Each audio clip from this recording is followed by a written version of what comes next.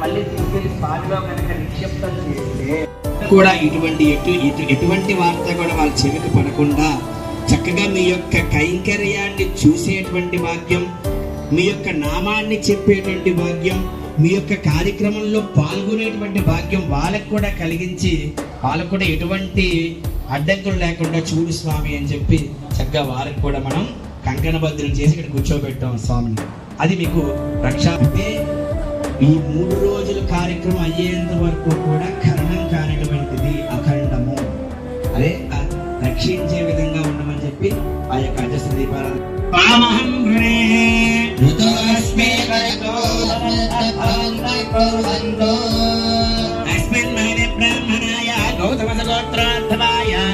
గోపాలాచార్య శర్మణాయ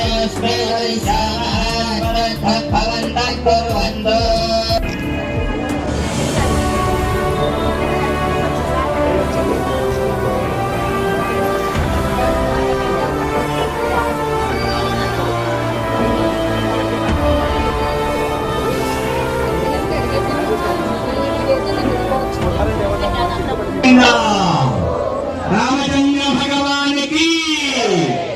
భద్రాచలంలో కూడా చక్కగా మీ తాత ముత్తాతల నుంచి ఉన్నటువంటి అన్యోన్యమైనటువంటి భార్యాభర్తల యొక్క ధర్మాన్ని మనందరికీ విడిచినటువంటి వారే శ్రీరామచంద్రుడు. భార్యాభర్తల యొక్క అన్యోన్యతను గుర్తు చేస్తూ తల్లిదండ్రుల యొక్క మాటలను ఏ విధంగా వినాలి పిల్లలు అనేటువంటి దివ్యమైనటువంటి ధర్మపాలకు నిర్వహించుకోబోతూ ఉన్నాం. మరొక పక్క పుట్టు వడ్రాళ్లకు బిడ్డనిచ్చేవాడు శేషాద్రినిలయుడువాడు శ్రీ వెంకటేశ్వరుడు స్వామివారు. మరొక పక్క వెంకటేశ్వరుడు కలియుగ ప్రత్యక్ష దైవం. పుట్టు గుడ్రాళ్లకు కూడా బిడ్డనిచ్చేటువంటి వాడట.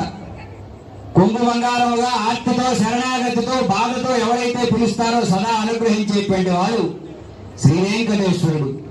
ఒక పక్క రాముడి యొక్క కళ్యాణ మహోత్సవాన్ని సంకల్పించాం, మరొక పక్క వెంకటేశ్వరుడి యొక్క అనుగ్రహాన్ని పొందు.